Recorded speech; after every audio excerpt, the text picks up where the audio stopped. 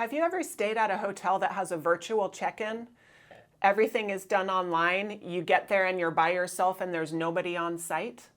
Well, I was used to that with Airbnbs, but I had my first opportunity to stay in a hotel with a virtual check-in on a business trip a couple of weeks ago. I went to Redwood City, California to teach a leadership class, and I stayed in a KasaLiving's hotel called the Niche Hotel that was right downtown.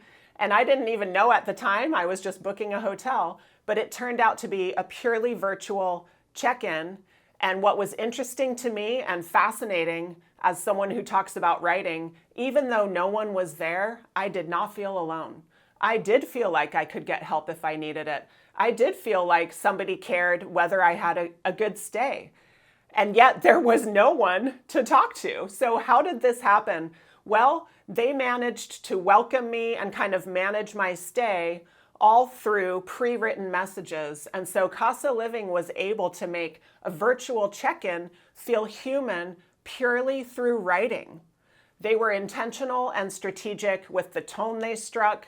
They thought about what I would need at every turn, it seemed. So I want to walk you through the writing that I came to as I checked in, walked through the hall, got into my room, so you can see the kinds of messages and where I actually ended up feeling like, no, I'm not alone here and I could call for help if I needed it, and I bet an actual human would answer, even though I was alone just reading things. So how did they do it? Let's check it out. Thanks for checking out this video. My name's Erin Lebacqz, and this is High Value Writing, where we watch the impacts writing can have on people's perceptions, behaviors, and lives, especially when we get intentional with how we use language strategically. So first thing that happens when you get to this KasaLiving hotel, and before that I had already uploaded documents online and received texts about how to get in the front door, first thing you're greeted with, and it is exactly where you would look when you open the door, is this sign saying, hey, welcome, and here's how to get to your room. Seeing this sign was actually the first time I felt very welcomed and like there were people around, and like I understood the tone that KasaLiving was striking through their writing. And here's why. Prior to arriving, I had received texts that were very excited and supportive about my stay. In a way, at first, I thought they seemed overly excited. I thought it almost felt inauthentic, but guess what? It was authentic, because the minute I opened the door and read that sign, it was the same tone. It was the same person or persona or presence, and I think that really added to this sense of authenticity of a voice that had been written by someone else beforehand, right? So you see that sign. Let's see what we do next. We go look for our room, right? So here you are, you've come into a hotel, no one is there, and you're kind of like, I hope that A, I can find my room, and B, the code I've received on my text is gonna work. So this welcome sign helped me. I walked down the hall, and here's what I found when I got there. First thing, you've got to type in your code. And again, it's a really friendly way to say something. Instead of saying, put your palm on here or something like that, they talk about high-fiving, right? So they're still invoking this tone of welcome, friendly, familiarity. And this really started to teach me something I haven't thought of as a writing teacher, that our tone can sound authentic when we are consistently that person, that tone, right? I think it's often when our tone seems out of place and inconsistent that we might sound less authentic in that moment, or maybe like something was new or wrong or different, right? But again, I found a consistent tone when I high-fived to get in sounded happy and excited and kind and casual, just like the sign when I got in, just like the texts. All right, you start getting in your room, you're looking around. All right, this is pretty cool. Well, a couple more pieces of writing I saw right away. You see a sign about the TV, and then you see a sign about why is this even called niche? What does that mean? This really made me think about the topic, what is my reader wondering? How to anticipate questions from your reader or your listener with whatever you're creating. And we had a video on that recently, what is my reader wondering? Well, I felt like they had thought about that. Someone walking into the room might wonder how to use the TV, And they might say, why do we have this name anyway?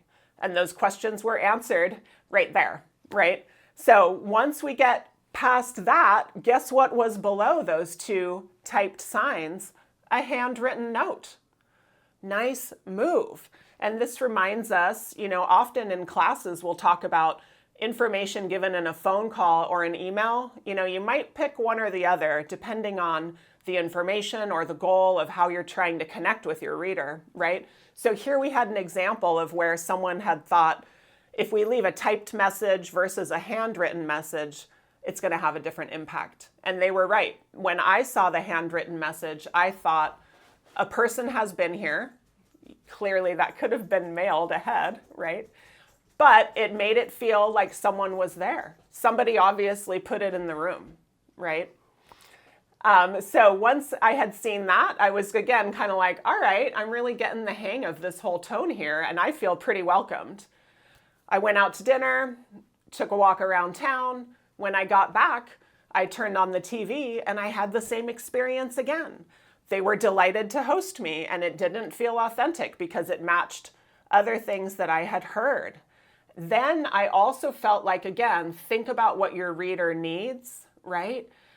They had information about how to cast from my phone onto the screen, thinking probably someone who turns on this TV has something on their phone that they want to watch, or maybe they want to use their computer and do their work or watch something, right? So anticipating reader needs was huge there. And I really felt like doing that, thinking about what your reader needs, it shows respect, and then using a friendly tone on these signs, both of those together helped me create an image, a persona, a reputation for who was this that I was staying with? Did this company care about my stay and how it went? And so we recently had a video, what does my reader think about me, right? What am I showing about myself to my reader when I convey respect and things like that? And I felt like that was done here too. So this was a great learning experience for me as a writing teacher and consultant. I noticed, again, our tone feels authentic when it's consistent. And even more importantly, in a world of AI where so many people in my classes say, I'm tired of bot speak, it doesn't have to be that way, right? We can do something virtually. We can integrate AI into our lives, but with care and with intention. And here we had a mix of virtual, but also a handwritten note. This group was able to strike a human chord, and I felt connected, and I actually felt, safe, I guess is the word, right? Like that I could call someone if I needed something. And I'll tell you, the other guests I ran into were courteous and kind and doing their own thing, but aware that we were all kind of sharing a space. And turns out you can make a virtual check-in feel human. Thanks for watching.